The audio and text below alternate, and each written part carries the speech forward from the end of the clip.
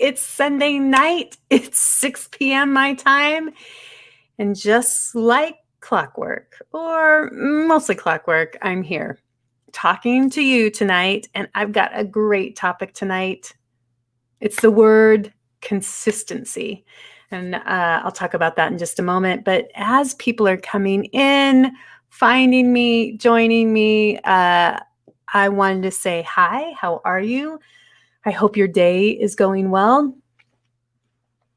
I had a busy day today. I taught not one, but 2 classes at Journey, the life coaching certification school that I teach for. I think it's a great school. I'm really proud of the work they do, especially when it comes to the area of diversity and inclusion. It's got such a great curriculum, and how as we as coaches can create a really inclusive safe space, a safe space for lots of different kinds of clientele. It's also here in Los Angeles. It also started raining today, which was kind of nice. Well, raining and more, you just kind of spit a little bit, not really rain, but it felt cooler today. I know I have to really appreciate these kind of days, because when it comes to September, October, November, it gets so hot here. So I'm really relishing this cooler weather right now. And what else is on my docket? Oh, I've got lots of interesting things, and I think I'll talk about this next week, just around client creation coming up. So if you're a coach and you're interested in that, feel free to join me next Sunday. But tonight, we're going to talk about consistency. And for me, in 2020, I chose this word to be my word of the year. Now, it's a tough year, right, with a pandemic, to choose that word. But this year, by the way, 2021 is play, and I'm really working on that. I'm still in May, so I got a lot of time to improve that. But in 2020, my word was consistency. And I chose that because I realized just how many places in my life I wasn't being consistent. And upon reflection, I realized that when I was growing up with a mom who I love, but I think she would admit, and I definitely heard, "Hi, Tom." One of her favorite phrases was always, "Well, I don't feel like doing that." So if there was something she didn't feel like doing, even if it was for her benefit or for long-range benefit, she just wouldn't do it. And I didn't grow up with a lot of ideas of goal setting or being consistent. So I was failing in a lot of places, especially when I think about what I wanted to create for my work. I wasn't being consistent on social media, on client creation. I wasn't being consistent in blogging, writing. I really wasn't being consistent anywhere, even the basics of making my bed. So I was hoping, hold on a second. Tori, my dog is talking. So hold on. Tori. Hold on just 1 second.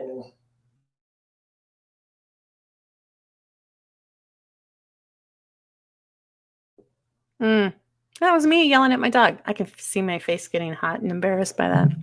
She's like my daughter acting out. All right. So what I was hoping to gain by you getting the word consistent as my word for 2020 was really just some better habits. And I wanted to experiment to see what would happen if I became consistent in different areas of my life. Because here's what happens. And I think this happens for most of us. We have an inconsistent failure cycle that we go into when we get super excited about doing something. It could be around weight loss or a new, yeah, it was Cujo, right, Tom? We can do it around weight loss, or it can be around exercise or any positive change. Like we want to create something. Maybe we want to create a new business or whatever it is. We can get super excited about it. And we can imagine, like, this time is all in. This time we're really going to do it.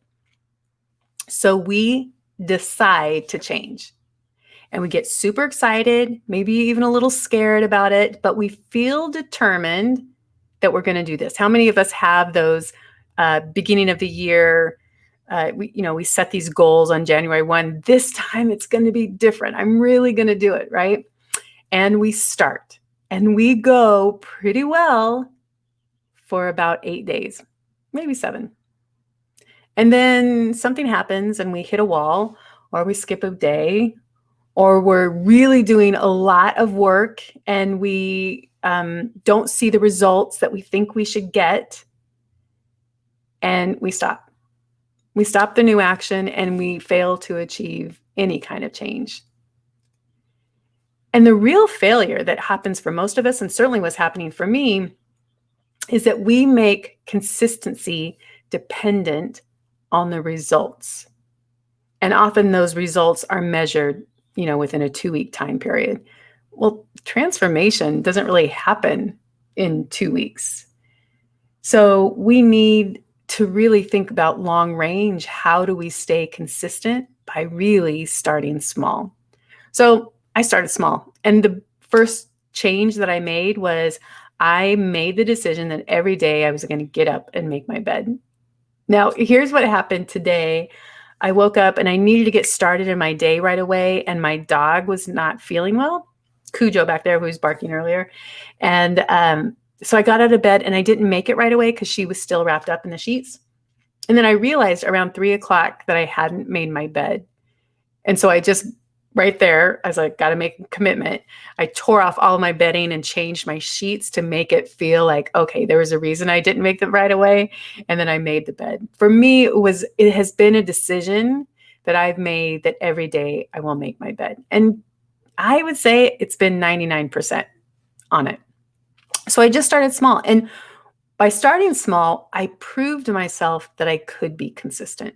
What I really needed was proof, because my life before this, I didn't see a lot of examples of consistency. In 2020, I also created a show called The Antidote, and it ran for, 8 months. And I got super consistent week by week of creating the show and telling a new story. So every week I would tell a new story, and again, proving some consistency. I also worked with my virtual assistant, Christine, to help me become more consistent and create a schedule for my Facebook Lives and for my blogging and for social media, so that I just got more consistency there. And what did I learn through all that? Well, what I learned is that my emotional state of not wanting to do something could definitely get in my way. And that was never a good reason to stop the streak.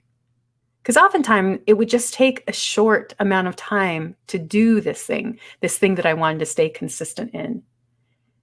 I also know now that desire for instant gratification is going to hamper any kind of consistency. And we have so much of it at our fingertips. Instant gratification to turn on whatever we want to watch. There's a game in front of us. We can eat snacks or junk food. It's all so readily available to make us feel differently than what we feel right now. And the small little pain that we perceive is around the thing that we want to create, is a story that we're telling, because long range, it's going to make us feel so much better than it is to eat that snack, right? Or whatever it is that we're facing. Our transformation, the other thing I learned, that our transformation doesn't really happen in one big grand action. We would love for it to be that, but it doesn't happen in one big grand action, or even in short bursts of actions that last just a short time frame. Transformation just really materializes by regular, consistent action. And we often expect our results to happen too soon. We go all in on a diet and we really cut down all of our food and we exercise super hard. And in 2 weeks, we've lost maybe 0.5 pounds. And we're thinking, after all that work, it's not even worth it. So expecting our results, and again, this goes back to, we can't tie our consistency to the expected results or any results at all, because it only happens over time. And get this one. I think this is really important. I don't even know if there was a time that I believed this, but consistency is just a personality trait. And personality traits can be developed. Like who you are today can definitely change over the time. And if it's something you want to develop and you're willing to develop, oh my gosh, you can become the most consistent person on the planet.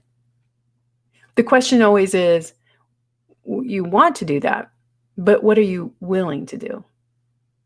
Because practice creates mastery. And that can be said for our negative habits as well. We can become a master at our negative habits because we've been practicing it for so long. I'll be honest with you, right now, I think I've become a master at poor sleep, and I'm not setting myself up well. I'm being very inconsistent in my sleep patterns, and I'm paying the price for that for sure. So what do I need to do differently there? Well, I need to set up a more consistent. I got a great morning routine, but I don't have a consistent night routine. So it's the thing that I want to work on. The biggest secret to consistency, and hear me out on this, the biggest one, and we just get in our way. The biggest secret to consistency is simply showing up, because the majority of people aren't going to do that. It's so crazy. You know how they say that sometimes when you're trying to exercise, all you have to do is hit play or put your shoes on or, go to the gym. It's not even in the quality of the workout. It's just that you showed up.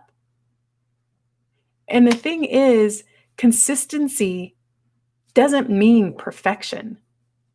It doesn't mean that every Facebook Live I do has to be perfect. You already heard Tori is going to not allow that to happen.